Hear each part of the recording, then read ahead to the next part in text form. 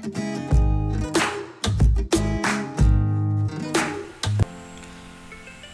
warahmatullahi wabarakatuh. Hi everyone, welcome back to my channel Investor Happy.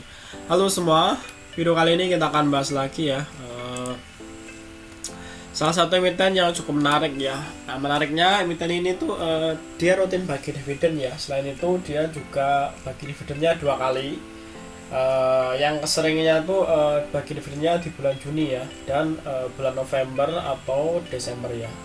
Cuma yang paling sering itu Juni, itu pasti sering. Udah 2 tahun ini dia bagi dividen pertama Juni, keduanya bulan November atau Desember. Nah, oke, sekarang tak share ya, karena jauh-jauh hari kita akan info dulu ya. Barangkali ketika nanti kita mendekati waktu Juni, kita sudah ada ancang-ancang ya mau masuk di emiten ini atau enggak ya. Jadi kita kasih info lebih awal ya. Oke, harganya sudah turun ya, sudah turun juga. Oke, seperti biasa ya, sebelum pembahasan utama kita disclaimer ya, bahwa di sini hanya sebatas berbagi informasi, bukan ajakan untuk beli ataupun jual di emiten yang terkait di video ini. Oke, kita akan membahas saham dari Toto atau Surya Toto. Nah ini sebenarnya produk-produk untuk ini ya, peralatan di kamar mandi ya guys ya, sanitasi lah ya. Nah, kita lihat dulu untuk harga close ya. Close-nya tuh di 262 ya. Hack-nya pernah sampai 300 ya. Jadi sini kita lihat ya, dropnya udah berapa ya. Sudah 23%, dia pernah juga sampai 20% ya. Nah, bahkan kalau kita lihat lebih jauh 2019 tuh pernah sampai harga 400 ya di Surya Toto ya. Nah, kita lihat lagi apakah bisa ke sana ya. Tapi kalau kita lihat di 2019 tuh IPS-nya sekitar 14 ya, IPS-nya 14. Dan di 2002 ini atau untuk tahun ini ya, tahun ini 2002 itu sekitar ini tuh udah 16 ya. Nanti kalau poinnya sama bisa jadi 29 guys. Ini paling tertinggi ya selama 4 tahun terakhir ya. Nah, ini potensi untuk kita pantau. Kita lihat ya, ini rutin bagi dividen. Nah, kita lihat dulu untuk laporan keuangannya. Nah, ini laporan keuangannya ya. Nah, kita lihat untuk ini ya, segi asetnya. Toto ini punya aset sekitar 3,3 triliun ya. Nah, ini sudah rupiah ya, 3,3 triliun. Terbesar Wesdian ya, terus aset tetap ya, ini yang terbesar, dan investasi pada entitas asosiasi ini. Untuk ngeceknya nanti teman-teman silahkan cek nomor-nomor ini ya, tarik ke bawah aja ya. Oke, dia punya aset sekitar 33. Kalau kita bandingkan secara year to year ya, 30 Desember ini kuartal 4 dengan ini ya, ini sudah naik ya sekitar 100-an ini ya, 100 miliaran ya kenaikan dari segi aset. Nah, untuk liabilitasnya kita lihat ya seberapa.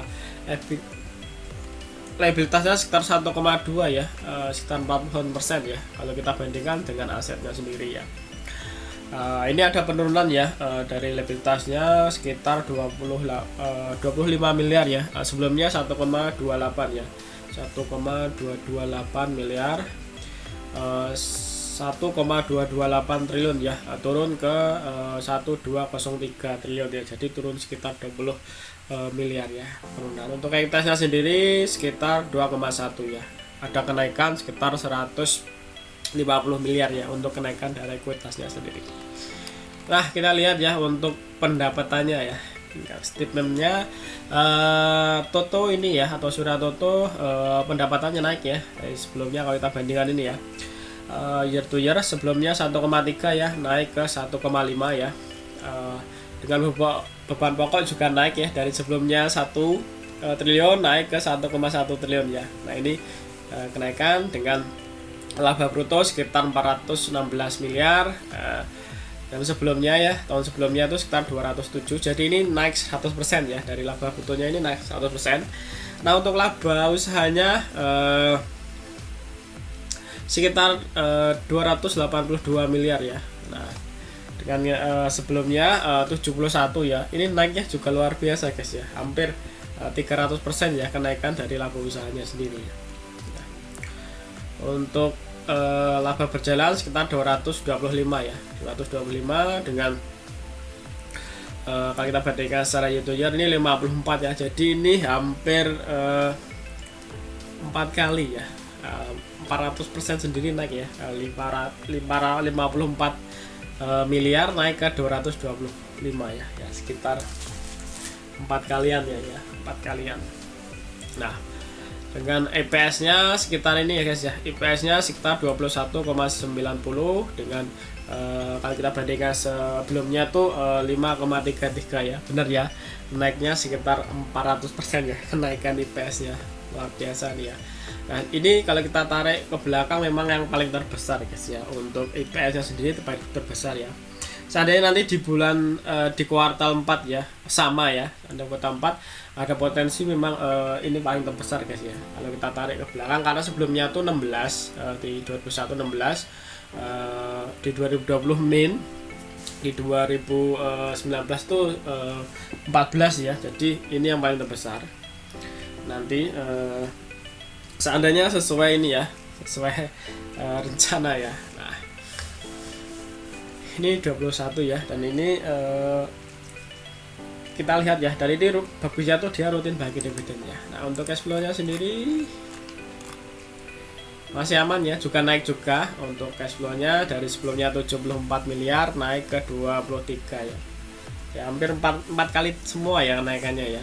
Oke, dari segi fundamental oke ya. Terus kita lihat ya secara teknikal sendiri. Nah, secara teknikal memang ini ya, ada beberapa demand, ada beli. Nah, kalau untuk harga pasca Covid demandnya di area sini ya, di area 199an hari ini sudah kena naik, terus turun lagi. Ada support terdekat tuh di area sini guys ya, di area sini ataupun sini ya. Nah, ini sebenarnya sudah di area demand juga, posisi sini ya. Nah, di support sini. Nah, kalau teman mau menunggu boleh nunggu di area sini ya, ataupun ini sudah masuk di demandnya juga ya. Dan ini bisa jadikan tempat Excel ya, kalau seandainya nanti dia berbalik arah turun ya, ataupun mau nunggu di arah sini silakan ya.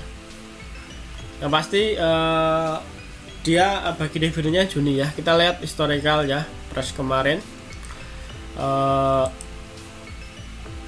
ini ya, Juni ya, dia bagi dividen terus harganya naik tinggi ya.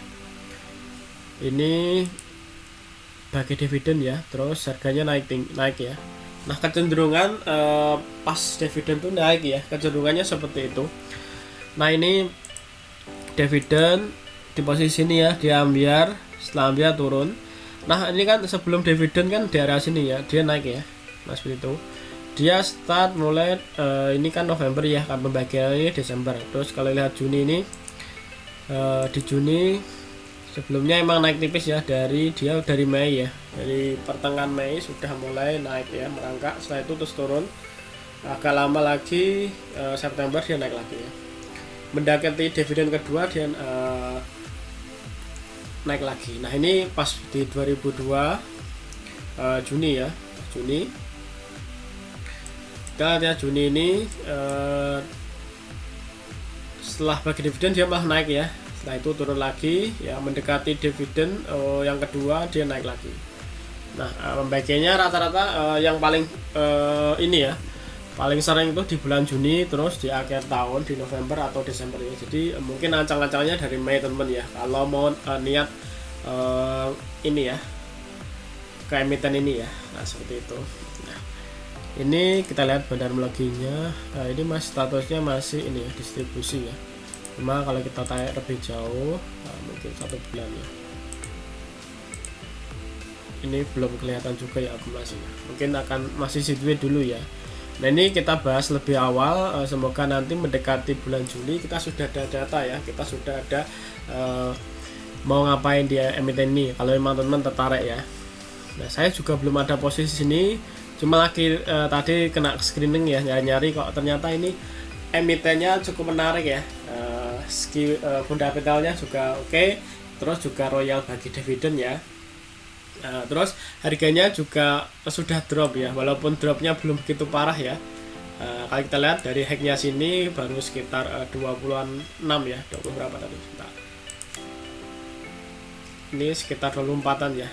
Di sini 25. Kalau seandainya ke sini menyenangkan ya, 40% sendiri.